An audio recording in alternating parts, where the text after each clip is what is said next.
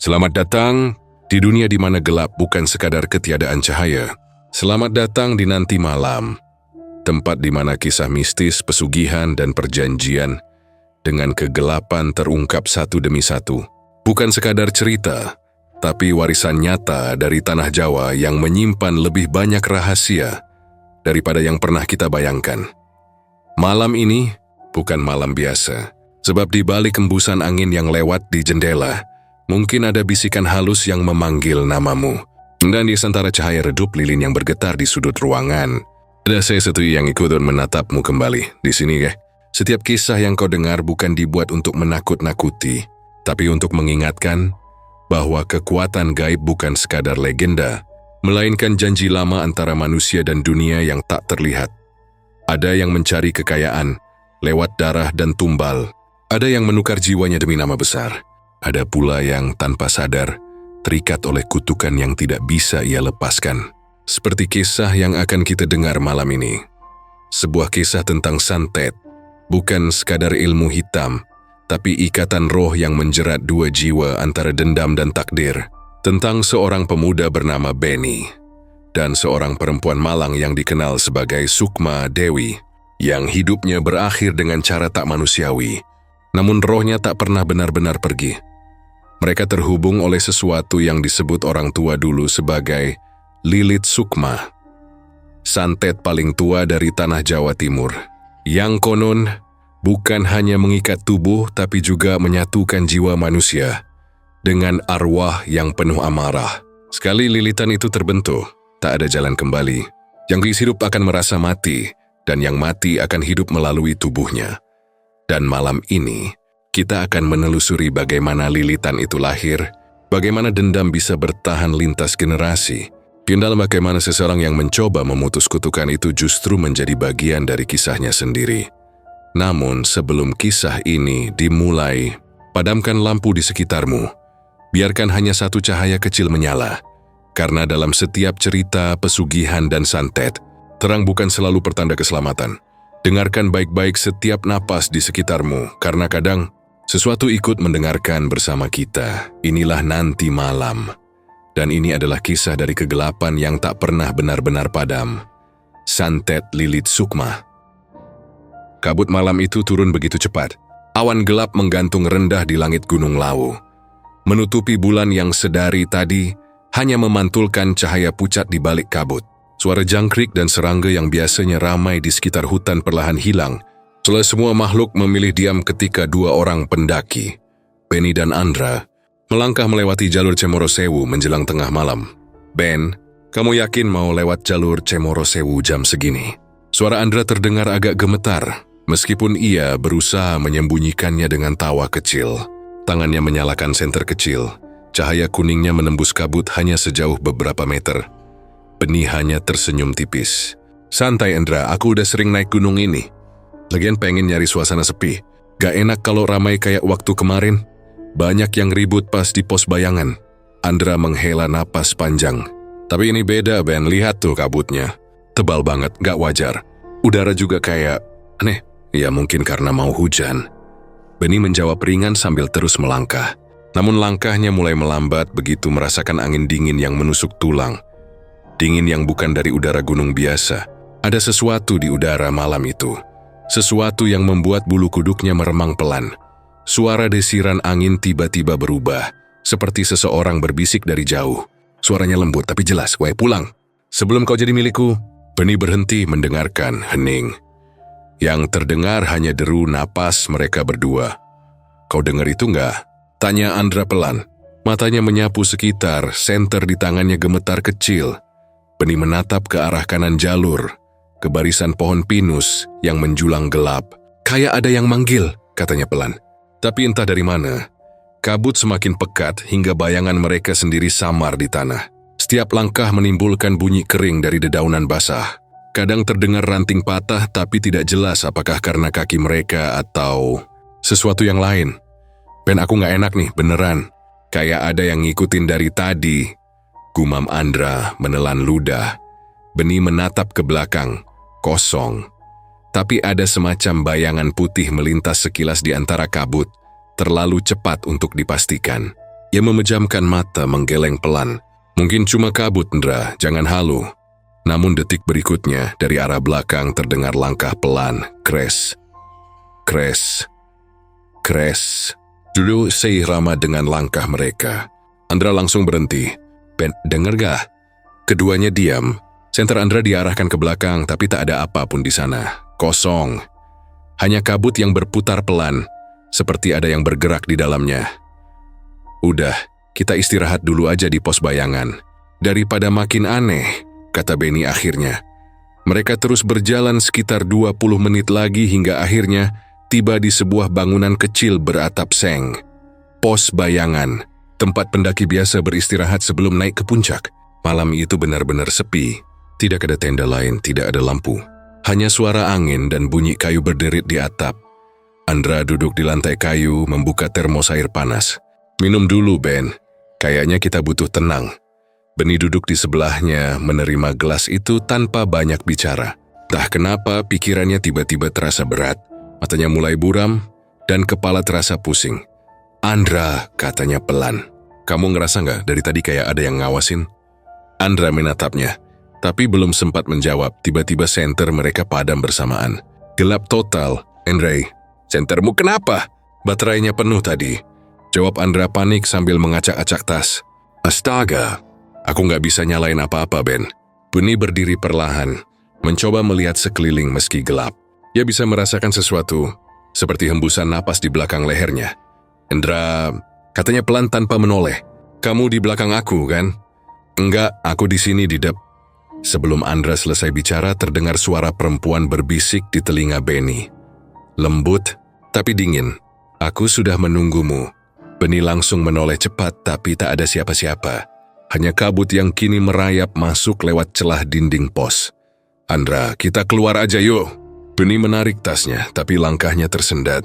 Tubuhnya tiba-tiba berat, matanya berkunang. Segalanya berputar cepat. Ia mendengar suara langkah Andra memanggil-manggil namanya sebelum semuanya gelap. Saat tersadar, Benny sudah tidak di pos bayangan lagi. Ia berdiri di tengah hutan dengan kabut yang lebih pekat. Tapi semuanya terasa aneh. Terlalu sunyi, terlalu hening. Ini memanggil, Andra. Tapi suaranya menggema seperti memantul dari segala arah. Benny menatap sekeliling. Semua pohon tampak sama. Tak ada jalur pendakian. Tak ada pos. Tak ada tanda kehidupan. Hingga ia melihat sesuatu di kejauhan. Cahaya samar berwarna oranye, seperti nyala api. Ia melangkah perlahan ke arah cahaya itu. Setiap langkah terasa makin berat, seperti tanah menarik kakinya. Ketika sampai di dekat sumber cahaya, ia melihat sosok perempuan duduk di depan api kecil. Rambutnya panjang menutupi wajah, pakaiannya lusuh berwarna putih kecoklatan. Wajahnya sebagian gosong, kulitnya seperti meleleh di satu sisi. Tapi matanya menatap lurus ke arah Benny. Siapa kamu? Suara Benny bergetar. Perempuan itu tidak menjawab. Hanya tersenyum pelan, senyum yang aneh. Bukan senyum manusia. Aku sudah menunggumu. Benny membeku. Kamu kenal aku? Kowe sing enggelanggar tapal watesku. Suara itu berubah jadi lebih berat, lebih seram. Aku wis suwe ngenteni. Benny berusaha mundur, tapi tiba-tiba api di depan perempuan itu padam sendiri. Digantikan kabut hitam yang berputar mengelilinginya. Dalam sekejap, wajah perempuan itu hilang. Berganti jadi sosok hitam tinggi dengan rambut menjuntai sampai tanah. Benny berlari sekuat tenaga. Ia isi tahu do kemana. Hanya ingin menjauh sejauh mungkin dari tempat itu. Tapi suara langkah dan tawa lirih terus mengikuti dari belakang. Oyo Melayu, Benny. Saiki giliranmu. Ia berlari sampai kakinya nyaris tak kuat lagi. Di tengah kabut, ia melihat bayangan pos tempat mereka beristirahat tadi. Yui berlari ke sana dan langsung jatuh terduduk di lantai kayu. Nafasnya tersengal, tubuhnya gemetar. Andra, tak ada jawaban. Ia menyalakan senter. Entah bagaimana lampunya menyala kembali. Tapi yang ia lihat membuat darahnya berhenti mengalir sesaat. Di dinding pos dengan arang hitam, ada tulisan besar yang baru saja dibuat. Tulisan itu berbunyi, "Kowe ora bakal bisa bali. Kamu tidak akan bisa pulang." Benny mematung. Napasnya pendek-pendek. Ia menatap sekeliling dan di ujung ruangan di sudut gelap terlihat sosok Andra berdiri membelakanginya. Andra, suaranya nyaris tak keluar. Kamu kenapa diam aja? Andra tidak menjawab. Tubuhnya gemetar pelan seperti sedang menahan tangis. Beni mendekat pelan menepuk bahunya. Tapi begitu Andra menoleh, wajahnya bukan lagi wajah manusia. Matanya kosong, hitam seluruhnya. Dan kulit wajahnya pecah seperti tanah kering. Kowe kudu tetep ning kene, Ben. Beni menjerit sekeras-kerasnya. Tubuhnya terjatuh ke belakang dan langsung gelap. Ketika ia terbangun, sinar matahari pagi menembus celah dinding pos. Ia terengah-engah, memegang dada. Segalanya terlihat normal lagi. Tidak ada kabut. Tidak ada tulisan di dinding. Tidak ada Andra, ia berpikir semua itu cuma mimpi. Tapi ketika melihat pergelangan tangannya, ada bekas hitam melingkar seperti tali terbakar. Tanda yang entah dari mana asalnya. Beni berdiri, keluar dari pos, menatap ke sekitar. Jalur pendakian terlihat jelas nggak seperti semula. Tapi ia tahu, ada sesuatu yang tidak sama lagi. Dari arah hutan, angin berhembus membawa bisikan pelan. Aku sudah menunggumu. Beni benar sekali ini ya, Beni tahu. Itu bukan sekadar mimpi. Sejak hari itu, hidup Beni nggak pernah sama lagi. Sudah seminggu sejak dia turun dari Gunung Lawu. Tapi setiap malam ia seperti terjebak di tempat yang sama. Tempat asing yang anehnya terasa nyata. Ia bermimpi berada di tengah kabut yang pekat. Berdiri di depan sebuah rumah tua yang reyot. Atapnya miring. Dindingnya dari papan kayu lapuk yang mengeluarkan suara kriet. Kriet. Setiap kali angin berhembus. Pintu rumah itu selalu terbuka sedikit. Dan dari dalamnya keluar aroma kayu basah bercampur bau anyir yang menusuk hidung. Di dalam mimpi itu, perempuan berambut panjang yang pernah ia lihat di gunung selalu menunggunya. Wajahnya separuh gosong, matanya kosong, dan kulit di lehernya terlihat seperti kulit yang hangus terbakar. Tapi yang paling menakutkan adalah senyumnya. Senyum yang pelan, dingin, seperti senyum seseorang yang tahu segalanya tentang ketakutanmu. "Kenapa kamu terus ganggu aku?" teriak Beni di dalam mimpi itu. Perempuan itu hanya tersenyum. "Karena kau udah nginjek wilayahku tanpa izin," katanya dengan suara pelan tapi menggema di seluruh ruangan. "Sekarang, kau bagian dari aku." Setiap kali mendengar kalimat itu, Beni langsung terbangun. Nafasnya selalu tersengal, keringat dingin membasahi seluruh tubuhnya. Tapi yang bikin ngeri bukan hanya mimpi itu. Setiap kali bangun, di lengannya selalu muncul bekas baru. Lilitan, hitam seperti tali, tapi bukan tali sungguhan. Lebih mirip arang yang menempel di kulit, tapi terasa hangat dan nyeri kalau disentuh. Dan setiap malam, lilitan itu bertambah satu lagi. Awalnya Beni mencoba menganggap semua itu cuma mimpi buruk biasa. Ia pikir mungkin cuma efek kelelahan dari pendakian. Tapi setelah 3 malam berturut-turut mimpi yang sama datang dengan urutan yang sama, ia mulai curiga ada sesuatu yang gak beres. Malam keempat ia sengaja tidur lebih malam. Ia pikir kalau tidak benar-benar tidur nyenyak, mimpi itu nggak akan datang. Tapi ternyata tidak begitu. Saat jam menunjuk pukul 2 lewat sedikit, matanya terasa berat. Ia nggak sadar kapan tertidur dan tiba-tiba, ia kembali lagi ke sana. Kabut menyelimuti semuanya. Suara jangkrik nggak ada, hanya sunyi yang mencekam. Rumah itu berdiri di depannya, persis sama seperti malam-malam sebelumnya. Kali ini pintunya lebih terbuka. Dari dalam, cahaya redup seperti dari api kecil, terlihat berkerlap-kerlip. "Jangan masuk," bisik sebuah suara di belakangnya. Beni menoleh cepat, tapi tak ada siapapun. Hanya pepohonan kering yang melingkar di sekitar rumah. Ia menelan ludah, langkahnya gemetar, tapi rasa ingin tahu mengalahkan rasa takutnya. Ia mendekat perlahan, melewati lantai kayu berdebu. Begitu masuk, hawa di dalam rumah berubah dingin luar biasa. Dinding penuh dengan coretan yang gak bisa ia baca, seolah ditulis dengan arang. Di tengah ruangan ada kursi kayu, dan di atasnya duduk perempuan itu, menatapnya. "Beni," suaranya lembut tapi menusuk telinga. "Aku sudah menunggumu." "Siapa kamu sebenarnya?" tanya Beni pelan, berusaha menahan rasa takut. "Kenapa harus aku?" Perempuan itu berdiri, langkahnya pelan, tapi setiap langkah menimbulkan suara seperti kayu retak. Karena cuma kamu yang berani datang ke tempat aku mati. Beni mundur beberapa langkah. Tempat kamu mati? Iya, katanya sambil menatap lurus ke arah Beni. Di kaki Gunung Lawu, mereka bakar aku di sana, hidup-hidup. Dan tanah itu masih menyimpan darahku. Beni ingin berlari, tapi tubuhnya seperti terkunci. Suaranya tercekat di tenggorokan. Perempuan itu semakin mendekat, wajahnya makin jelas. Separuh wajahnya penuh luka bakar, tapi di sisi lain, ia tampak seperti wanita muda biasa, cantik tapi menyeramkan dalam waktu yang sama. Kenapa aku?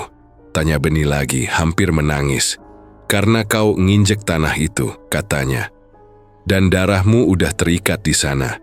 Sekarang setiap malam, aku bakal datang, sampai kau ngerti rasa sakitku. Beni terbangun mendadak. Napasnya tersengal, dadanya naik turun cepat. Tapi kali ini, bukan cuma bekas lilitan hitam di tangan kirinya. Di bahunya juga muncul tanda baru, seperti goresan memanjang, dan dari bekas itu keluar bau gosong samar. Pagi harinya, ia mencoba cerita ke ibunya. Tapi ibunya hanya bilang, "Kamu kebanyakan pikiran, Ben. Tidur yang cukup. Jangan nonton horor terus." Beni diam saja, ia tahu ibunya nggak akan percaya. Ia bahkan sempat mencoba datang ke klinik, minta dicek apakah ia punya alergi atau kelainan kulit. Tapi dokter cuma bilang itu mungkin reaksi iritasi biasa. Hari berganti malam lagi. Kali ini Beni mencoba tidur sambil menyalakan lampu kamar. Ia menaruh Al-Quran kecil di atas meja dan menggantungkan doa di dinding. Ia benar-benar takut tidur, tapi tubuhnya terlalu lelah. Begitu matanya tertutup, ia sudah tahu akan kemana. Ia kembali ke rumah itu lagi. Tapi kali ini suasananya lebih parah. Rumah itu mulai hancur, dindingnya bolong, lantainya retak, dan dari celah-celahnya keluar asap hitam. Dari luar terdengar tangisan perempuan disertai suara orang banyak berteriak, "Bakar dia, penyihir, santet desa kita." Suara itu bergema di kepalanya. Beni menutup telinganya, tapi suara itu makin keras. Ia berlari keluar rumah, tapi kabut di luar makin tebal. Di kejauhan, ia melihat sekelompok orang membawa obor, mengelilingi seorang perempuan yang diikat di tiang. Api mulai menyala, dan jeritan perempuan itu membuat seluruh tubuh Beni gemetar. Ia tahu siapa perempuan itu, wajahnya sama seperti yang di rumah tua itu. "Lepasin aku," jerit perempuan itu. "Aku ora salah. Aku mung nyembuhke wong lara. Aku ora santet sopo wae. Aku tidak bersalah. Aku cuma menyembuhkan orang sakit. Aku tidak menyantet siapapun." Namun teriakan itu tidak membuat siapapun berhenti. Api makin besar, dan perempuan itu menatap lurus ke arah Beni sebelum tubuhnya dilalap api. "Kowe sing terakhir. Aku bakal ngancani nganti suwe. Kamu yang terakhir. Aku akan menemanimu selamanya." Beni menjerit keras dan langsung terbangun dari tidurnya. Ia merasa seluruh tubuhnya panas seperti baru keluar dari sauna. Ketika membuka baju, ia terkejut melihat punggungnya. Ada bekas seperti luka bakar, melingkar dari bahu sampai pinggang. Ia mulai kehilangan akal sehat. Ia nggak tahu harus cerita ke siapa. Teman-temannya di kampus mulai heran karena wajahnya tampak pucat, matanya cekung. Andra, yang biasanya selalu nongkrong bareng dia, juga belum bisa dihubungi sejak malam mereka di Lawu. Nomornya mati, rumahnya kosong. Suatu malam, Beni duduk di depan cermin, mencoba menenangkan diri. Ia menatap matanya sendiri dan bergumam, "Udah Ben, cuma mimpi, cuma mimpi." Tapi tiba-tiba dari bayangan di cermin, ia melihat sosok perempuan itu berdiri di belakangnya. Wajahnya muncul perlahan, senyum itu lagi. "Aku ora bakal ngilang, Ben. Aku tidak akan hilang, Ben." Cermin di depannya retak dan lampu kamarnya padam seketika. Beni menjerit dan lari keluar kamar. Ibunya yang terbangun panik melihat anaknya gemetar di ruang tamu sambil memeluk lutut. "Kamu kenapa, Nak?" "Bu, ada perempuan di kamar," katanya dengan suara pelan tapi bergetar. Ibunya langsung masuk ke kamar Beni, menyalakan lampu. Tapi tidak ada apa-apa di sana. Hanya cermin dengan retakan kecil di tengahnya. "Gak ada siapa-siapa, Ben. Udah, kamu istighfar ya."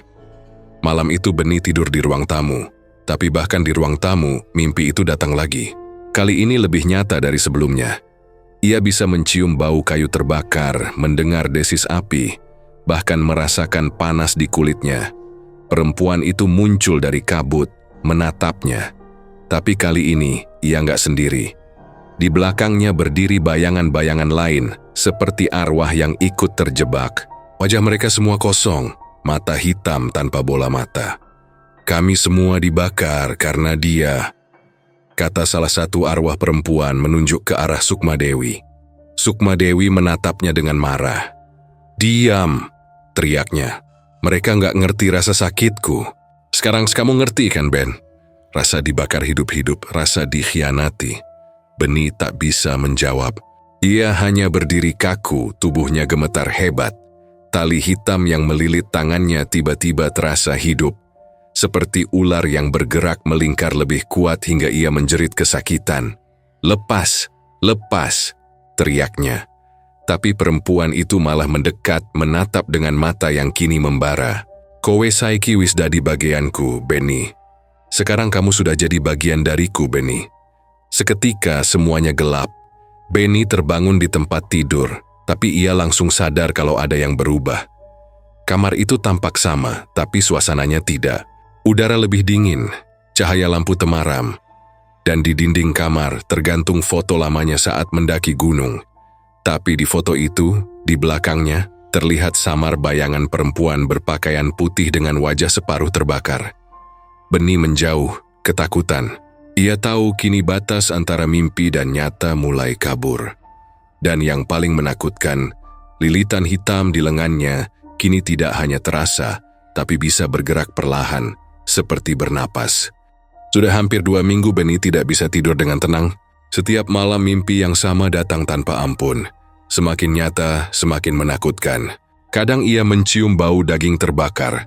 Kadang mendengar jeritan perempuan dari jauh.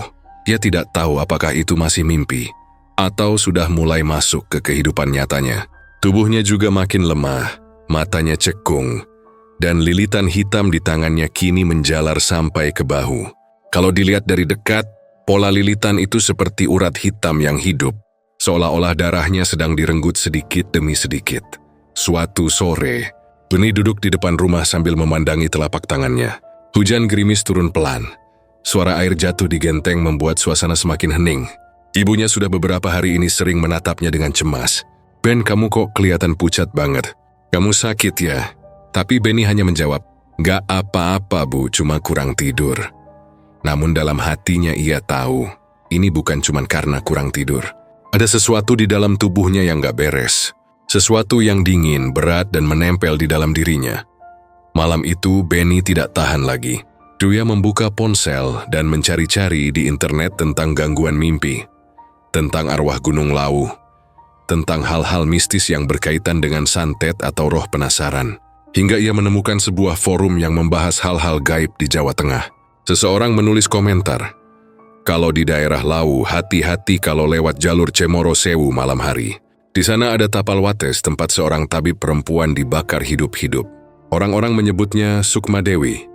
Katanya, kalau orang lewat situ tanpa izin, arwahnya bisa nempel. Kalau udah kejadian cuma 1 orang yang bisa bantu. Mbah Darmo, dukun tua di Karanganyar." Beni membaca kalimat itu berulang kali. Nama itu menancap di kepalanya. Mbah Darmo. Gumamnya pelan. Keesokan paginya, tanpa bilang siapa-siapa, ia naik motor menuju Karanganyar. Udara pagi itu dingin, kabut masih menggantung di pinggir jalan. Di setiap tikungan, pemandangan berubah dari perumahan ke perkebunan, lalu ke hutan pinus yang sepi. Jalannya mulai menanjak. Beberapa warga sekitar sempat menatapnya aneh ketika ia bertanya di warung, "Pak, kalau ke rumahnya Mbah Darmo lewat mana ya?" Seorang bapak tua yang sedang menyapu berhenti sebentar. "Lo, Nduk, Mbah Darmo? Masih ada tusing nyebut jenenge?" katanya pelan. "Iya, Pak. Katanya beliau bisa bantu orang yang diganggu hal-hal begitu." Bapak itu menatapnya lama, lalu mendekat. "Kowe hati-hati, Le. Mbah Darmo kuwi ora sembarang wong. Nek ora penting banget, ojo nyedak-nyedak." "Kamu hati-hati, nah. Mbah Darmo itu bukan orang sembarangan. Kalau nggak penting banget, jangan mendekat." Beni hanya mengangguk sopan, tapi langkahnya tak berhenti. Ia merasa satu-satunya jalan keluar dari mimpi ini cuma lewat orang itu. Rumah Mbah Darmo berada di pinggir hutan, agak jauh dari perkampungan. Halamannya luas tapi sepi, dipenuhi pohon randu dan kelapa yang menjulang tinggi.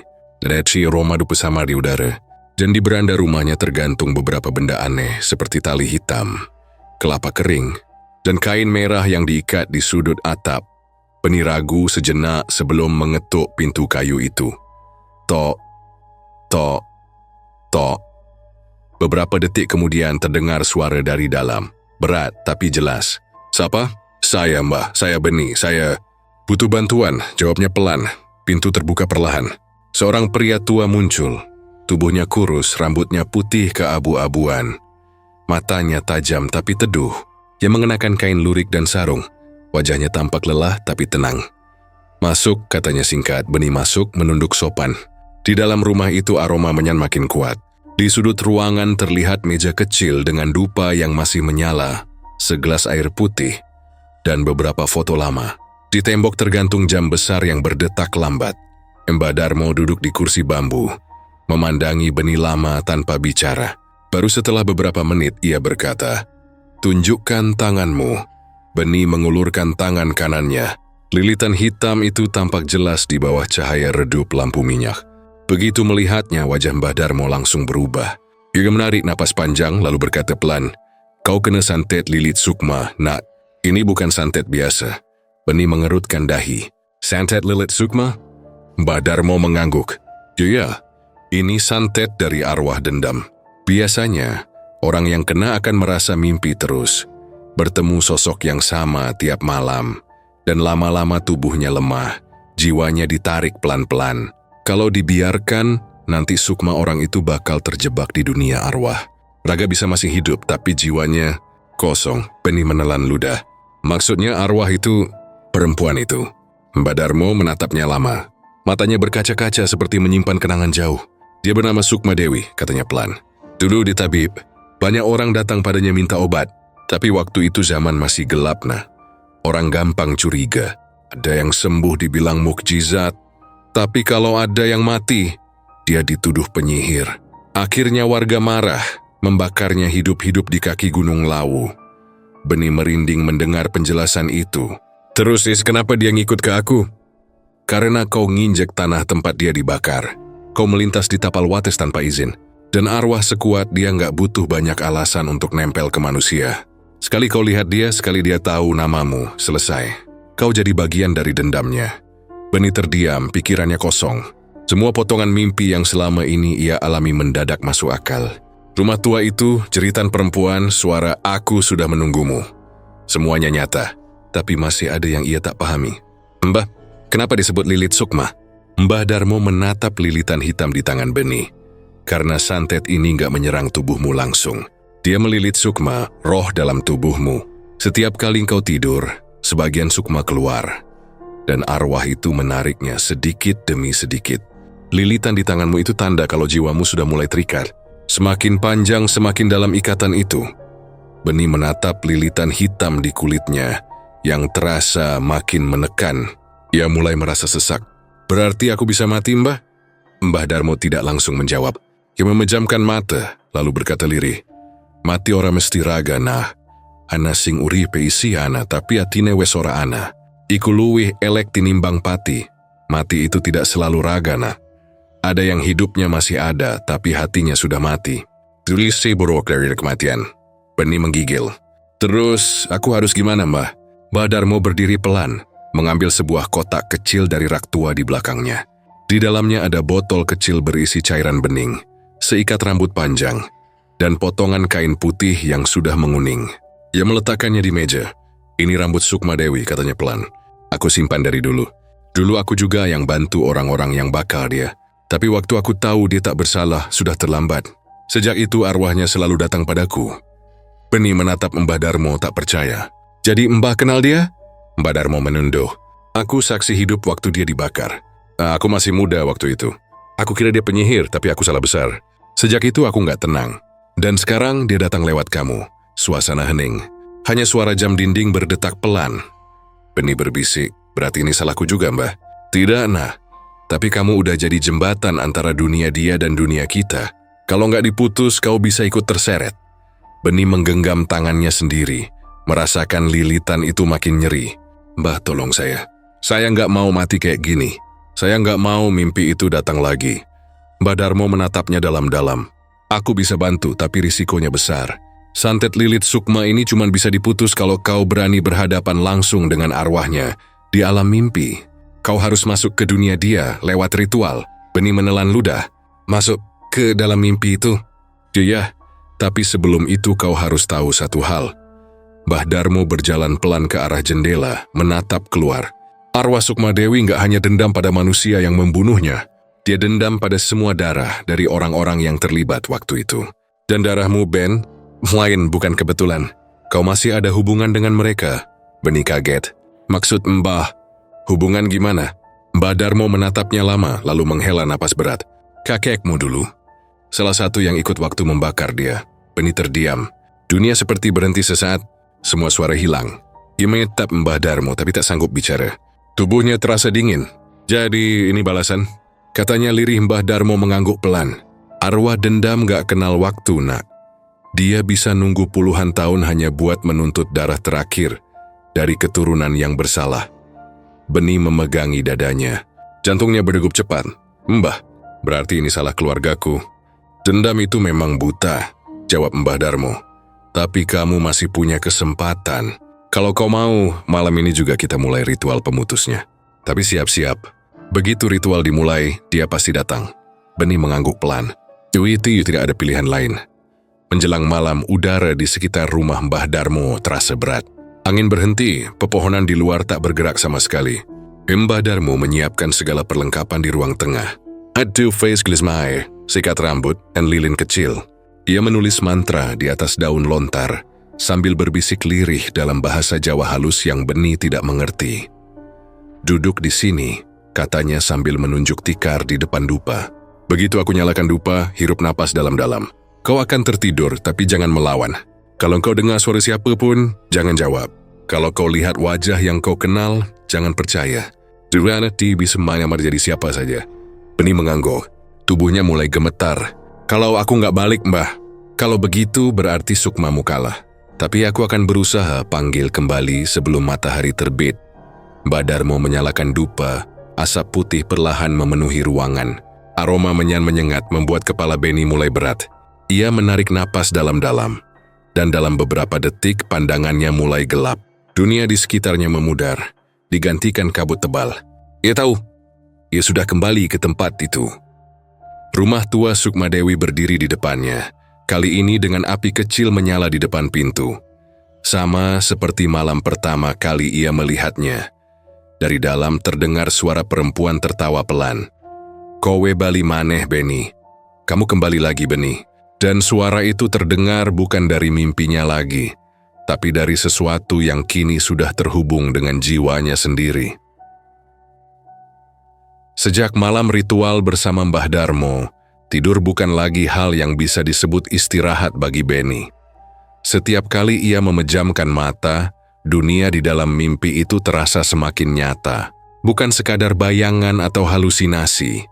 Ia bisa mencium bau tanah basah, bisa merasakan udara dingin di kulitnya, bahkan bisa mendengar detak jantungnya sendiri bergema di kegelapan. Dunia itu seperti menelan seluruh kesadarannya. Dan di dalam dunia itu, rumah tua Sukma Dewi berdiri semakin jelas, semakin dekat. Awalnya, Beni mencoba menenangkan diri. Ia pikir mungkin efek dari ritual malam itu belum hilang, tapi semuanya berubah waktu ia melihat sesuatu yang tidak seharusnya ada dalam mimpinya. Andra, teman yang dulu menemaninya naik Gunung Lawu. Andra berdiri di depan rumah tua itu. Tubuhnya gemetar, wajahnya pucat, tapi matanya kosong. Ben, suaranya serak seperti keluar dari tenggorokan yang kering. Tolong aku. Beni berjalan pelan mendekat. Andra, kok kamu di sini? Ini mimpi kan? Ini cuma mimpi. Tapi Andra tak menjawab. Ia justru menatap ke arah sumur tua di depan rumah itu. Dari dalam sumur terdengar suara lirih, seperti perempuan menangis. Airnya berwarna hitam pekat, dan dari sela-selanya muncul tangan-tangan putih yang menggeliat. Tiba-tiba tubuh Andra tersentak ke belakang, seperti ditarik oleh sesuatu yang tak terlihat. "Benny, tolong aku!" teriaknya keras. Benny berlari mencoba menarik tangan Andra. Tapi semakin kuat ia menarik, semakin dalam Andra diseret ke arah sumur.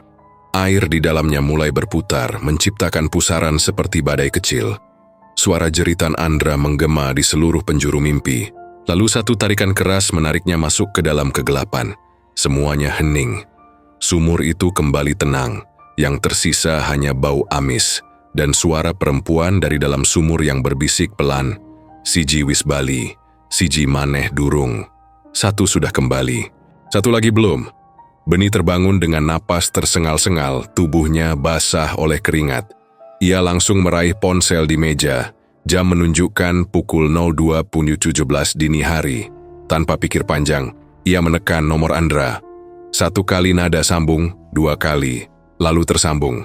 Tapi yang terdengar bukan suara Andra. Suara lembut perempuan di ujung sana, pelan tapi menusuk. Andra nggak bisa angkat telepon. Katanya dengan nada tenang, "Dia udah di sini, sama aku." Benny langsung mematikan teleponnya, tapi jantungnya seakan berhenti berdetak. Tangannya gemetar. Ia menatap layar HP-nya yang kini hanya menampilkan notifikasi panggilan tak terjawab. Tak lama kemudian, ponselnya bergetar lagi. Satu pesan baru masuk. Dari Andra Duat. Pesan itu hanya berisi gambar kabut tebal dan tulisan, "Dia udah nunggu kamu, Ben." Benny menatap layar itu lama, tak berani menyentuh apapun. Gambar kabut itu terasa aneh, seperti hidup. Ia menatap lebih dekat, dan sesaat kemudian, dari kabut itu muncul siluet perempuan berambut panjang. Tersenyum ke arahnya, ia menjatuhkan ponsel. Napasnya berat. "Andra," suaranya bergetar. "Apa maksudmu?" Keesokan harinya, kabar hilangnya Andra mulai tersebar. Polisi datang ke rumah orang tuanya, menanyakan keberadaan terakhir. Benny sempat dipanggil untuk dimintai keterangan. Dia bilang terakhir kali ketemu Andra adalah waktu naik Gunung Lawu. Tapi polisi bilang, tetangga Andra terakhir melihatnya malam kemarin, keluar rumah sendirian tanpa bilang apa-apa. Dia nggak bawa apapun, cuma HP dan jaket, kata salah satu tetangga. Benny langsung pucat, karena ia tahu malam kemarin adalah malam di mana Andra muncul dalam mimpinya dan hilang ke dalam sumur itu. Selama 3 hari berikutnya, Benny tak bisa tenang. Ia takut tidur, takut menutup mata, tapi rasa kantuk terus menyerang. Setiap kali ia hampir tertidur, ia mendengar bisikan di telinganya.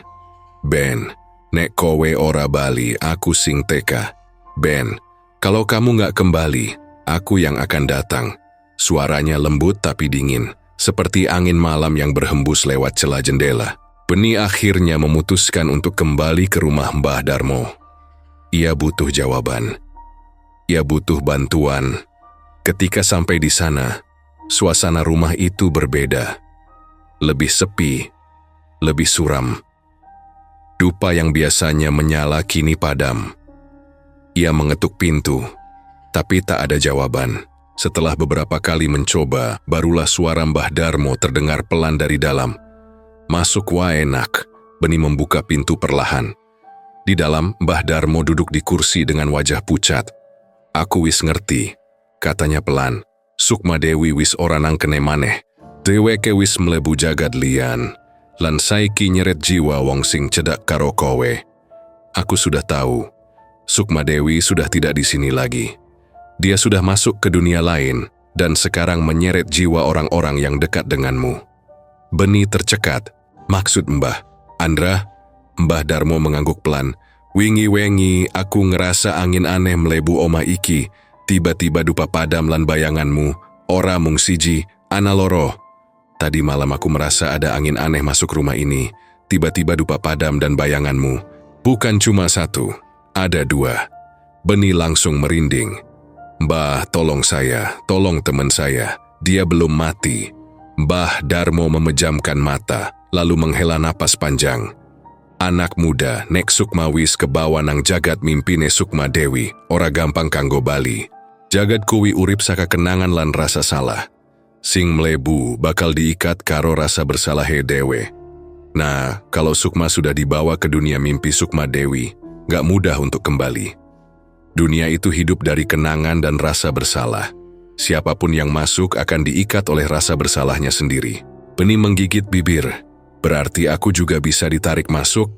Wis sampeyan wis separo ana nang kana. Terus gimana Mbah? Mbah Darmo berdiri pelan, mengambil kendi kecil dari bawah meja. Masih ada cara, tapi kau harus siap Ben.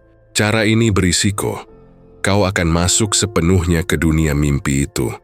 Bukan hanya rohmu, kesadaranmu juga ikut. Kalau gagal keluar sebelum fajar, kau nggak akan balik lagi. Benih terdiam. Ia menatap tangan kirinya yang kini penuh lilitan hitam sampai ke pergelangan. Kalau aku nggak coba, Andra bakal mati di sana. Dan aku nggak akan tenang. Mbah Darmo mengangguk pelan. Baik, tapi sebelum mulai, kau harus tahu satu hal. Dunia yang akan kau masuki itu hidup, Ben. Ia menyesuaikan diri dengan ketakutanmu. Semakin kamu takut, semakin kuat dia. Benih menarik napas panjang. Saya siap, Mbah. Mbah Darmo menyiapkan ritual. Ia menyalakan dupa, menaruh kendi air di tengah lingkaran yang digambar di lantai dari serbuk kapur dan bunga kering. Duduk di tengah, Ben. Fokus. Kalau kau dengar namamu dipanggil, jangan jawab kecuali aku yang memanggil. Benih duduk menutup mata. Suara Mbah Darmo mulai bergema pelan, membaca mantra dalam bahasa Jawa kuno. Aroma dupa makin pekat, udara semakin berat. Telinga Benih mulai berdengung, tubuhnya terasa ringan. Lalu semuanya hilang. Ia membuka mata. Ia sudah berada di hutan berkabut. Udara dingin menusuk kulit. Dari kejauhan, rumah tua itu tampak lagi. Tapi kali ini lebih besar, lebih gelap, seolah tumbuh dari tanah itu sendiri. Di depannya, sumur tua masih menganga. Langkahnya berat, tapi ia terus maju. Andra, teriaknya, tak ada jawaban.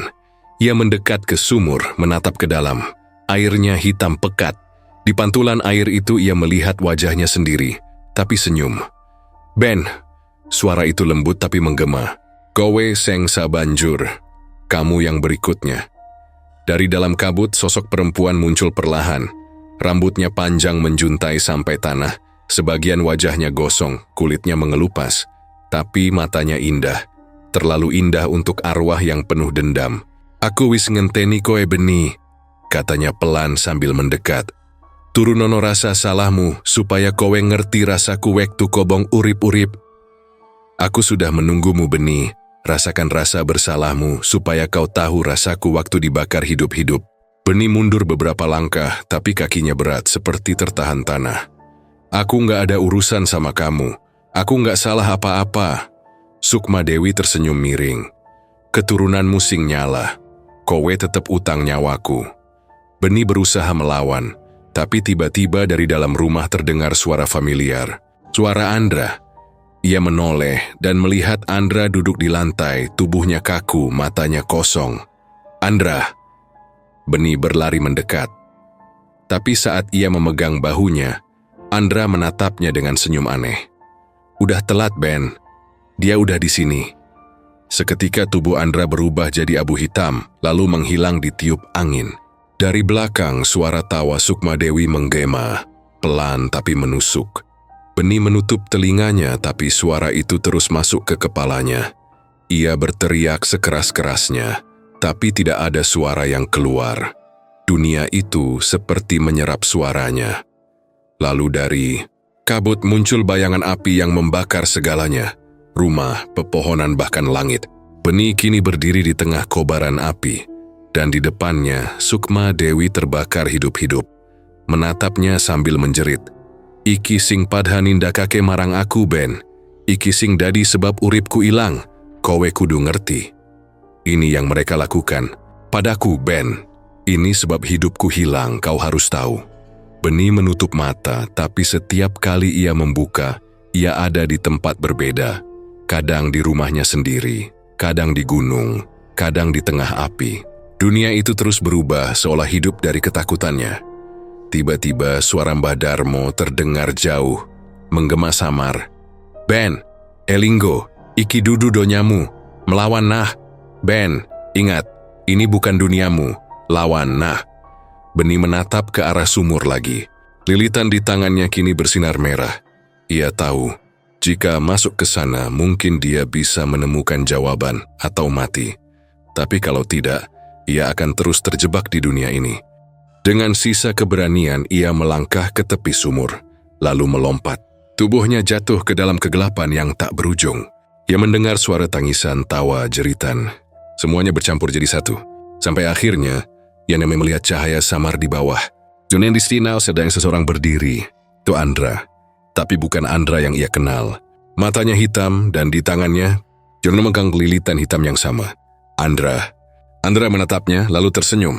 Sekarang giliranmu, Ben. Lalu dunia itu hancur. Malam itu hujan turun pelan. Udara Karanganyar terasa lebih dingin dari biasanya. Beni duduk bersila di tengah ruangan bambu milik Mbah Darmo. Ditemani cahaya redup dari lampu teplok tua yang bergoyang tertiup angin. Di hadapannya, dupa mengepul, menebarkan aroma yang tajam menusuk hidung. Bercampur bau tanah basah dan bunga kantil yang mulai layu. Beni, Elinggo, nek wis mlebu ning kono ora ono jaminan kowe iso metu. Suara Mbah Darmo bergetar tapi tegas. Beni hanya mengangguk pelan. Aku siap, Mbah. Aku udah capek mimpi terus, capek dikejar-kejar dia. Mbah Darmo menatap tajam ke arah Beni. Kowe kudu nemu jasade Sukma Dewi. Banjur ngobong tali ireng sing melilit tangane. Tapi Elinggo nek deweke ngomong opo wae. Ayo percaya. Sukma iku licik, seneng maini pikiran wong. Dari tempurung kelapa, Mbah Darmo meneteskan darah ayam hitam ke atas dupa yang masih menyala. Asanya berubah menjadi lebih pekat, menggulung seperti kabut, yang mengambil sehelai rambut Beni. Rambut itu sudah berubah warna, sebagian menghitam seperti arang, seakan terbakar dari dalam.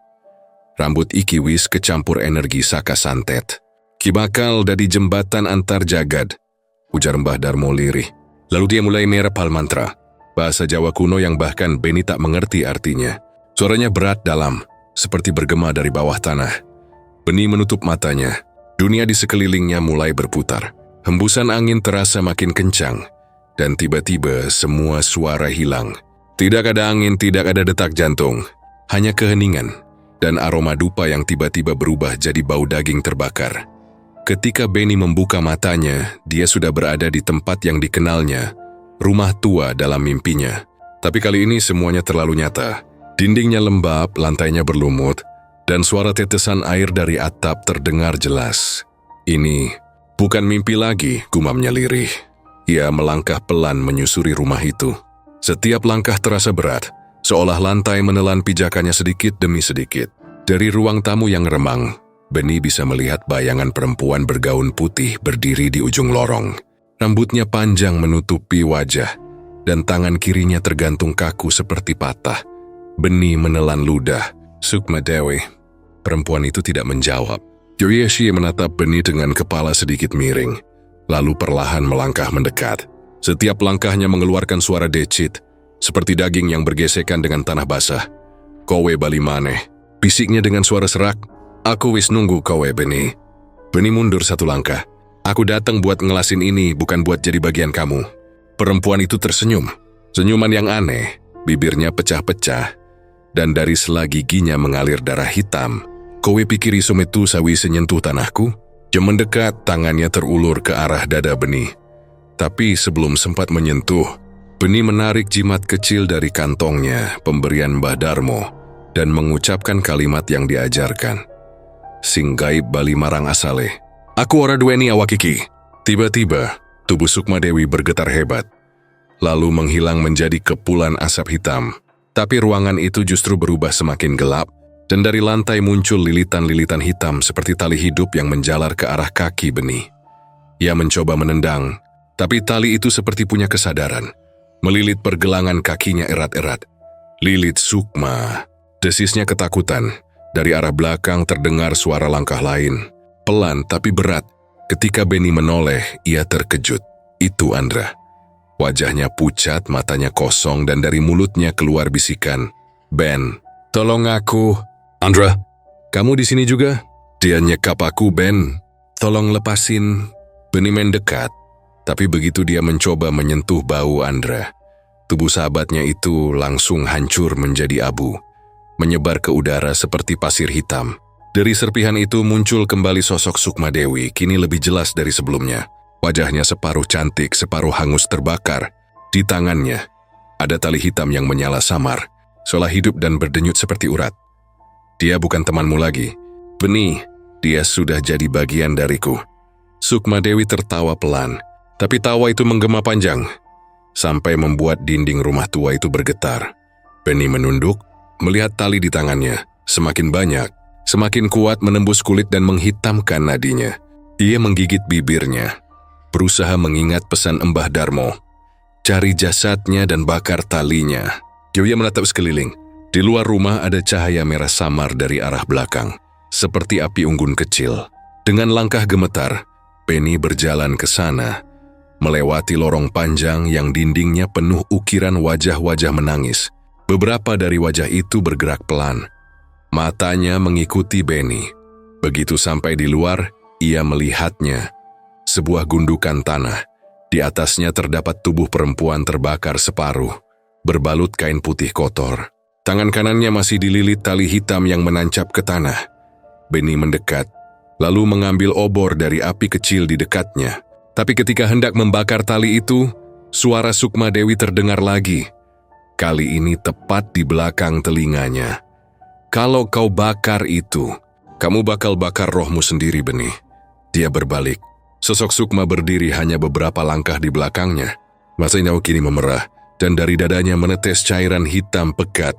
"Kalau kau musnahkan aku, kau musnahkan separuh dirimu. Karena sekarang kita sudah menyatu." Benny menggenggam obor erat-erat. "Aku nggak peduli. Ku bukan milik kamu." Ia menyentakkan tangannya, menyalakan api ke arah tali hitam. Seketika tali itu menjerit seperti suara manusia yang terbakar. TV menjalar cepat membakar tanah dan tubuh Sukma Dewi. Tapi bersamaan dengan itu, kulit Benny juga terbakar di bagian yang sama, di lengannya, di dadanya. "Ah!" teriaknya keras. Dia dulu tersungkurin, tapi terus memaksa menahan api itu tetap menyala. Dalam kobaran itu, Sukma Dewi menatapnya dengan mata penuh amarah dan kesedihan. "Kowe durung ngerti, Benny. Aku ora dendam karo kowe. Aku mung pengen dirunggokke. Pengen wis tenang." Suaranya melemah, tapi wajahnya terlihat tulus sesaat sebelum tubuhnya lenyap jadi abu yang terbawa angin. Api padam, rumah tua itu menghilang, Benny terhempas ke kegelapan, dan tiba-tiba semua sunyi. Saat ia membuka matanya, ia sudah kembali di rumah Mbah Darmo. Tubuhnya gemetar, napasnya berat. Dupa sudah padam dan di depan matanya Mbah Darmo berlutut dengan wajah pucat. "Kowe iso bali, Gusti paring pangayoman," ucap Mbah Darmo lirih. Tapi kemudian ia melihat sesuatu di tangan Benny. Bekas tali hitam itu masih ada, meski kini seperti bekas luka bakar. "Mbah," suara Benny serak, "berarti aku udah bebas?" "Mbah Darmo diam lama." Yuri menatap luka itu, lalu berkata pelan, "Kowe wis mecah tali antar jagad, tapi ora kabeh bisa ilang. Ena bagian saka sukma sing isih ana nang awakmu, Ben. Bagian sing ora iso dikopot." Benny terdiam. Dari sudut matanya, ia melihat bayangan perempuan berdiri di balik jendela, menatapnya dalam diam. Rambut panjangnya terurai, tapi kali ini wajahnya tak lagi hangus. Senyumnya lembut. "Terima kasih." Bisiknya pelan, Benny menutup mata. Tapi jauh di dalam pikirannya, suara lain berbisik. Suara yang sama dari malam pertama di Lawu. "Pulang, sebelum kau jadi milikku." Dan malam itu, meski ritual sudah selesai, Benny tahu mimpi itu belum berakhir. Dunia mimpi masih hidup, dan mungkin kali ini, ia sudah jadi bagian darinya. Kabut itu tebal, begitu tebal sampai Benny bahkan tak bisa melihat kakinya sendiri. Udara di sekelilingnya dingin luar biasa, menusuk tulang. Hening hanya terdengar suara lembut seperti seseorang menangis dari jauh. Tangis itu lirih tapi jelas berasal dari seorang perempuan. Benny berjalan pelan, langkahnya berat seperti ada tangan-tangan tak terlihat yang menariknya ke tanah. Ia tahu tempat ini, Aroma tanah basah dan kabut lembab yang melingkar di pepohonan ini sama seperti yang pernah ia lihat dalam mimpinya. Tapi kali ini ada sesuatu yang berbeda. Udara terasa hidup. Setiap kali Benny menarik napas, kabut itu bergerak seolah merespons. Benny, suara itu memanggil lagi, kali ini lebih dekat. Kowe orang ngerti opo sing sejatine kedadean. Benny berhenti. Dadanya berdegup kencang. Sukma? Dari balik kabut sosok itu muncul. Perempuan bergaun putih. Rambutnya panjang menjuntai hingga menyentuh tanah. Wajahnya separuh cantik, separuh terbakar seperti lilin yang meleleh. Tapi kali ini tatapannya berbeda. Tidak menyeramkan seperti sebelumnya. Ada kesedihan di sana, seolah mata itu sudah terlalu lama menangis. Benny menelan ludah. Menatapnya penuh waspada. Kamu lagi-lagi narik aku ke sini kan? Mau apa lagi sekarang? Sukma Dewi tidak langsung menjawab. Ia berjalan pelan menuju kursi kayu tua di depan rumahnya. Rumah yang sudah beberapa kali Benny lihat di mimpi. Kursi itu berderit pelan saat ia duduk. Benny, kowe ngerti sopo sing ngobong aku dulu? Suaranya datar, tapi di setiap katanya ada tekanan halus yang membuat udara di sekeliling bergetar. Benny mengerutkan dahi. Aku nggak tahu. Mungkin warga atau orang-orang di desa bawah. Aku cuma cucu Nesing nyulut geni pertama. Potong Sukma Dewi dengan nada getir. Benny mematung. Apa maksudmu? Sukma berdiri mendekat pelan. Langkahnya seakan tidak menyentuh tanah. Kakekmu, Mbah Darmo. Benny mundur satu langkah, wajahnya memucat. Apa? Gak mungkin. Mbah Darmo nolong aku. Dia yang ngusir kamu. Sukma Dewi tersenyum pahit. No long, hahaha. Tawanya pelan tapi menyayat. Dia ngebunuh aku, Benny. Aku masih ingat malam itu. Saat warga datang ke gubukku, aku cuma nyembuhin anak kecil yang kena sawan. Tapi Mbah Darmo bilang aku dukun hitam. Aku dipukuli, diikat, diseret ke bawah. Lalu, itu tiba-tiba udara di sekitar mereka berubah panas. Rumah kayu itu bergetar. Dan di depan mata Benny, kilasan masa lalu muncul seperti bayangan di udara. Seorang perempuan muda berteriak di tengah kobaran api. Di sekelilingnya puluhan warga menatap tanpa belas kasihan. Di barisan depan, ada seorang laki-laki tua memegang obor. Wajahnya mirip sekali dengan Mbah Darmo muda. Warga lau ora butuh penyihir. Teriak Mbah Darmo muda dalam bayangan itu. Obonggi. Suara jerit Sukma muda menggema, menembus hati Benny seperti sembilu. Cukup. Teriak Benny, menutup telinganya, tapi suara itu tak mau berhenti. Api menyala lebih terang. Dan dia tiba semua kembali sunyi. Bayangan itu hilang, menyisakan hanya Benny dan Sukma Dewi di rumah yang mulai retak di setiap sisinya. Sukma menatap Benny dalam-dalam. Aku ngerasa, kalau aku lilit kamu, aku bakal tenang. Karena lewat darahmu, Mbah Darmo bakal ngerasain apa yang aku rasain. Benny memegang kepalanya, menahan perih yang tiba-tiba datang. Berarti, semua ini, kamu nyiksa aku cuma buat balas dendam ke Mbah Darmo. Sukma tidak menjawab. Dia hanya menatap tangan Benny yang kini kembali terikat oleh tali hitam. Lilitan itu hidup, berdenyut pelan seperti urat nadi dan semakin lama semakin mengencang. Benny terhuyung. Stop, aku nggak salah apa-apa. Aku bukan dia. Sukma mendekat, tangannya terulur menyentuh pipi Benny. Sentuhan itu dingin seperti batu nisan yang baru diguyur hujan. Tapi darahmu darahnya. Benny menatap Sukma dengan mata basah. Kalau kamu benar dulu orang baik, kenapa kamu malah jadi kayak gini sekarang? Bukannya arwah yang tenang seharusnya maafin? Sukma Dewi memejamkan mata. Air mata hitam menetes dari sudut matanya. Jatuh ke tanah dan berubah jadi asap. Aku pengen tenang, Benny. Tapi rasa sakitku keburu ngelilit aku sendiri. Setiap malam aku dengar jeritanku sendiri. Setiap pagi aku ngerasain api yang sama. Aku nggak bisa lupa. Kabut di sekitar mulai berubah warna.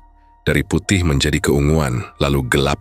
Angin bertiup kencang, membawa suara seperti ratusan bisikan manusia. Dari tanah muncul tangan-tangan hitam, seperti arwah yang ikut menjerit, menarik-narik kaki Sukma Dewi. Mereka yang dulu ikut bakar aku, bisiknya pelan. Aku tarik mereka semua ke sini, tapi aku nggak bisa lepas juga. Benny berusaha mendekat, tapi tali di tangannya makin membara. Lilitan itu kini seperti terbakar dari dalam, memancarkan cahaya merah gelap. Sukma, lepasin aku. Kalau kamu mau tenang, berhenti ngerantai diri kamu sama dendam itu. Sukma menatapnya lalu menunduk. Terlambat. Tali ini bukan cuma punyaku sekarang. Kamu udah jadi bagian darinya juga. Dan saat itu juga, lilitan di tangan Benny mulai terbakar. Api hitam menjalar cepat ke seluruh tubuhnya, membuat kulitnya seperti retak dan mengeluarkan cahaya merah dari dalam. Dia menjerit keras tapi suaranya tenggelam dalam suara angin dan tangisan ratusan arwah di sekeliling. Aku gak mau jadi kamu, teriak Benny. Aku gak mau terus hidup dalam mimpi ini. Sukma mendekat, tapi tiba-tiba api di tangannya menyala lebih terang. Jeri mesri kesadaran. Aku gak bisa nahan lagi. Rumah tua itu bergetar hebat. Dindingnya runtuh satu persatu. Atapnya terbakar. Dari luar, terdengar suara seperti ribuan daun yang terbakar, bergesekan satu sama lain. Sukma Dewi menatap Benny terakhir kali. Mungkin ini caraku bebas, Ben. Tapi juga caramu buat mulai ngerasain kutukan yang sebenarnya. Seketika rumah itu runtuh sepenuhnya, menelan mereka berdua, gelap. Lalu Benny terbangun, ia terengah-engah, duduk di atas tikar di rumah Mbah Darmo. Udara malam itu pengap dan peluh bercucuran dari seluruh tubuhnya. Dupa di pojok ruangan sudah padam, tapi aroma gosong masih terasa kuat. "Mbah!" seru Benny, tapi tak ada jawaban. Ia menoleh dan hatinya langsung membeku. Mbah Darmo tergeletak di lantai, tubuhnya hitam seperti arang. Wajahnya kaku, matanya terbuka lebar, dan di dadanya ada bekas lilitan hitam yang sama persis dengan yang dulu melilit tangan Benny. "Mbah," suaranya gemetar, tapi begitu ia menyentuh tubuh itu, abu hitam mulai luruh dan beterbangan, meninggalkan hanya kain lusuh di lantai. Dari balik jendela, kabut menyelimuti halaman, dan di tengah kabut itu, sosok perempuan berdiri diam. Gaun putihnya berlumur tanah, rambutnya menutupi wajah, tapi Benny tahu, itu Sukma Dewi. Dia menatap Benny sebentar, lalu perlahan tersenyum. Senyum itu bukan senyum jahat, tapi tenang. "Demai, wis rampung Benny," suaranya pelan, hampir seperti desahan angin. "Saiki giliranmu ngerti, nek dendam ora iso nggawa tenang." Tubuhnya memudar pelan, lenyap bersama kabut. Benny terdiam lama, tak bisa bergerak. Di tangannya lilitan hitam itu hilang, tapi di bawah kulitnya masih tampak urat-urat gelap yang samar berdenyut. Ia memejamkan mata menunduk di depan abu Mbah Darmo. "Mbah, ku nggak tahu apa benar semua ini. Tapi kalau iya, semoga dia tenang sekarang," katanya pelan. Namun saat ia berdiri, sesuatu terasa aneh. Dunia di sekitarnya terasa terlalu sunyi. Tidak ada suara jangkrik, tidak ada angin. Hanya kabut yang bergerak lambat di luar rumah. Benny berjalan ke pintu, membuka perlahan. Dan di sana, ia melihat dirinya sendiri. Dirinya yang lain, berdiri di halaman memandangnya dengan mata kosong. Wajah itu tersenyum. Lalu dengan suara pelan sosok itu berkata, "Sekarang, giliranmu Benny." Dunia mimpi gak pernah tidur. Benny tersentak, dan sebelum sempat berteriak, semuanya kembali gelap. Suara langkah kaki samar terdengar, disusul bisikan lembut seorang perempuan. "Selamat datang kembali di dunia antara nyawa dan mimpi." Dan kali ini Benny tahu tidak ada jalan keluar lagi. Dunia itu kini hidup bersamanya. Pagi itu udara di Karanganyar terasa ganjil. Matahari memang terbit seperti biasa, tapi sinarnya seolah tak mampu menembus kabut yang menggantung rendah di antara pepohonan. Kabar tentang kematian Mbah Darmo cepat menyebar. Warga bilang tubuhnya ditemukan gosong, seperti terbakar dari dalam. Tapi anehnya, di sekitar rumahnya tak ada tanda-tanda api. Beberapa orang berbisik-bisik di depan rumah dukun tua itu. "Wong tuwa kae pancenane, wis suwe mae perkara gaib," bisik salah satu warga. "Yo iso wae balasane teko saiki." Benny berdiri agak jauh dari kerumunan. Matanya kosong menatap rumah yang kini hanya tinggal puing dan arang. Ia belum tidur semalaman. Pikirannya dipenuhi bayangan Mbah Darmo. Dan kata-kata terakhir Sukma Dewi sebelum lenyap dalam kabut. "Wis rampung, Benny." "Tapi apa benar sudah rampung?" Benny menatap kedua tangannya. Kulitnya masih menyisakan bekas gelap seperti arang, tapi tidak ada lagi rasa perih. Ia mencoba meyakinkan dirinya bahwa semuanya sudah selesai, bahwa santet lilit Sukma telah berakhir. Namun ada perasaan tak enak yang terus menggelayuti dadanya, semacam kekosongan yang aneh.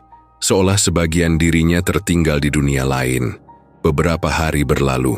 Benny mencoba hidup normal. Dia kembali ke rumah kontrakannya di Solo, berusaha melupakan semua kejadian di Lawu. Tapi malam-malamnya tetap terganggu. Kadang saat setengah sadar ia mencium aroma bunga kantil bercampur asap gosong. Kadang ia mendengar bisikan lembut dari arah jendela. "Beni," suara itu lembut, hampir seperti panggilan kasih, tapi dingin menusuk jantung. Malam itu, tepat jam 2 pagi, ponselnya bergetar di meja. Beni terbangun. Layar ponsel menyala, menunjukkan notifikasi dari nomor tak dikenal. Ia mengerutkan kening. Nomornya asing. Tapi ada sesuatu yang membuat bulu kuduknya berdiri. Latar belakang kontak di layar terlihat seperti kabut tipis. Zulele bukan gambar biasa. Pesan itu hanya terdiri dari satu kalimat pendek. "Giliranmu selanjutnya." Cucumba Darmo. Beni terdiam. Napasnya tercekat. Ia memandangi layar itu lama sekali, berharap ini cuma mimpi. Tapi detik berikutnya, lampu kamarnya bergetar, seolah hendak padam.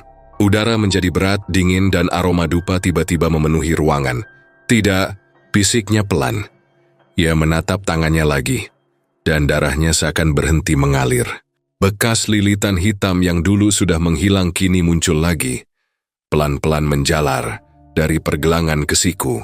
Urat-uratnya menonjol, berdenyut pelan seperti ular hidup yang merayap di bawah kulit. Beni menggenggam lengannya, mencoba menarik napas dalam. Tapi hawa di ruangan berubah makin sesak. Ia menatap cermin di sudut kamar, dan di sanalah ia melihatnya. Sukma Dewi berdiri di belakangnya, gaunnya putih lusuh, rambutnya panjang menutupi sebagian wajah, tapi matanya kini bukan lagi hitam atau merah. Ia menatap dengan pupil seperti bara api, berputar pelan di tengah irisnya. Senyumnya lebar tapi tidak menyeramkan, malah terlalu tenang untuk sesuatu yang seharusnya tidak hidup. "Kenapa? Kamu masih di sini?" Suara Beni gemetar. Sukma hanya menatapnya, lalu melangkah mendekat. Dalam pantulan cermin, Beni bisa melihat dirinya tetap berdiri diam, tapi bayangan di belakangnya semakin nyata, semakin dekat. "Aku udah nyelesain semua ini kan?" Beni mencoba bicara lagi, meski suaranya mulai pecah. "Kamu udah dapat balasanmu. Mbah Darmo udah." Sukma menyentuh bau Beni dari belakang, dingin, lembut, tapi menembus kulit seperti kabut. "Dendamku memang selesai, Beni," bisiknya pelan. "Tapi sekarang aku bagian dari kamu." Beni membeku. "Bagian dari aku? Apa maksudmu?" Sukma menatapnya lewat pantulan di cermin. Santet lilit Sukma. "Bukan cuma lilitan dendam. Itu adalah ikatan jiwa. Tiba-tiba kamu bakar taliku di dunia mimpi. Kamu bakar juga batas antara kita. Sekarang, rohku dan rohmu udah nyatu." Beni memundurkan diri, menabrak dinding. Tidak mungkin. "Aku manusia, kamu arwah." Sukma tersenyum miring. "Kawi saiki loro. Kowe ora seutuhe urip, ora seutuhe mati." Dan tiba-tiba lampu padam, ruangan itu gelap total. Tapi dari dalam kegelapan, Beni bisa mendengar napasnya sendiri, dan napas lain yang tidak berasal darinya. Ia menyalakan ponsel, cahaya layar menyinari sekeliling. Tapi begitu pantulan cahayanya sampai ke cermin, ia hampir menjatuhkan ponsel itu. Karena di cermin, Sukma Dewi kini berdiri di depan pantulan dirinya. Sementara tubuh asli Beni masih berdiri di tempat yang sama. Dua sosok itu, ia dan bayangannya, menatap satu sama lain.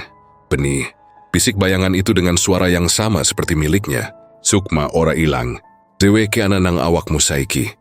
Dan tiba-tiba bayangan itu tersenyum, lalu melangkah keluar dari cermin. Beni mundur panik, terjatuh. Bayangan itu berdiri di hadapannya sekarang, benar-benar hidup. Kulitnya pucat, tapi tubuhnya sama persis. Bahkan pakaiannya pun sama. "Aku, siapa?" tanya bayangan itu dengan wajah datar. Beni tidak bisa menjawab. Yeni memancingi wajahnya sendiri. Tapi di peta bayangan itu, ada bara kecil. Bara yang sama seperti di mata Sukma Dewi. "Sekarang, kita satu band," katanya pelan. "Dunia nyata ora bakal nerima kowe maneh. Tenging tenang wae. Aku bakal jaga kowe nganti kabeh rampung." Bayangan itu mendekat, dan tanpa bisa menghindar, ia meraih wajah Beni dan mencium keningnya. Seketika dunia berputar, suara berderak terdengar di telinga. Lantai kamar retak, dinding bergetar, dan dari retakan itu, kabut hitam mulai keluar, menelan ruangan perlahan. Beni menjerit tapi suaranya tidak keluar. Udara makin berat dan di antara kabut itu, ia mendengar ribuan bisikan arwah. Samar, bergantian memanggil namanya. Beni, kowe bali maneh. Ia mencoba berlari ke pintu, tapi begitu membuka, yang dilihatnya bukan koridor rumah, melainkan jalan setapak berbatu, naik ke arah hutan lawu. Kabut pekat bergulung seperti hidup menelan pohon demi pohon. Tidak, bisiknya lirih. Aku balik ke sini lagi. Dan dari balik kabut Sukma Dewi muncul. Tapi kali ini ia tampak berbeda. Wajahnya tidak lagi hangus, kulitnya bersih, matanya lembut. Dewi tersenyum, senyum yang benar-benar manusiawi. Kowe saiki ngerti kan, Beni? Tentang ora ono enteke. Kuwis tenang, tapi kowe... Beni menatapnya, mata berkaca-kaca. Aku cuma mau semuanya selesai, Sukma. Aku mau hidup lagi kayak dulu. Sukma menggeleng pelan. Ora iso. Kowe wis nyebrang. Siki kowe sing jaga Watson terjaga diki. Dari nek ana jiwa-jiwa tersesat, kowe sing kudu nyelametke. Apa maksudmu? Sukma mendekat menepuk dada Beni. Santet lilit Sukma ora mati, Ben. Ia cuma ganti wujud. Dulu lilitanku isinya amarah. Saiki, lilitanmu bakal nyimpen roh-roh sing kesasar. Kowe bakal jadi penghubung antar dunia. Beni terpaku. Berarti aku nggak akan bisa balik. Nggak akan bisa hidup normal lagi. Sukma memandangnya lembut. Kowe bakal tetep panah. Tapi ora kabeh wong ison delok kowe maneh. Tiba-tiba semua kabut di sekitar berubah terang. Udara menjadi hangat. Beni menatap sekeliling, tapi Sukma perlahan memudar. Sukma, jangan pergi. Aku belum siap. Sukma tersenyum terakhir kali. Ora usah wedi, Beni. Aku ora dendam maneh, saiki. Giliranku istirahat. Tubuhnya lenyap dalam kabut, meninggalkan hanya gema samar. Dan saat kabut menghilang, Beni kembali berada di kamarnya. Tapi semuanya terasa asing. Cermin di dinding retak, layar ponsel mati total. Dan di luar jendela, fajar belum juga datang padahal jam sudah menunjukkan pukul 6 pagi. Ia menatap bayangannya di cermin yang pecah itu. Dalam retakan kaca, ia melihat dua wajah. Wajahnya sendiri dan wajah Sukma menyatu jadi satu. Seketika ponselnya menyala lagi. Layarnya berkedip. Muncul satu pesan baru tanpa nama pengirim. Terima kasih, penjaga Sukma. Dan di bawah pesan itu muncul gambar. Kabut di lereng Gunung Lawu, dengan satu siluet berdiri sendirian di tengahnya. Tubuh itu milik Beni. Ia memandang layar lama sekali, lalu tersenyum kecil. Jadi, ini tugasku sekarang. Dari luar, suara angin lawu terdengar lembut. Tapi jika diperhatikan baik-baik, di sela-selanya ada bisikan samar. Pulanglah, sebelum kau jadi milikku. Namun kali ini suara itu bukan ancaman, melainkan panggilan yang menenangkan. Dan dunia kembali diam, tapi di tengah kabut lawu, di antara pepohonan tua, kadang terdengar seseorang berjalan pelan, bersenandung dalam bahasa Jawa kuno. Orang-orang yang lewat kadang melihat bayangan seorang pria muda, berdiri di bawah pohon besar, menatap ke arah langit dengan mata tenang. Mereka bilang, "Itu roh penjaga baru Gunung Lawu," yang disebut orang-orang desa dengan nama Beni Sukma. Dan legenda santet lilit Sukma tak pernah benar-benar berakhir. Ia hanya berganti penjaga.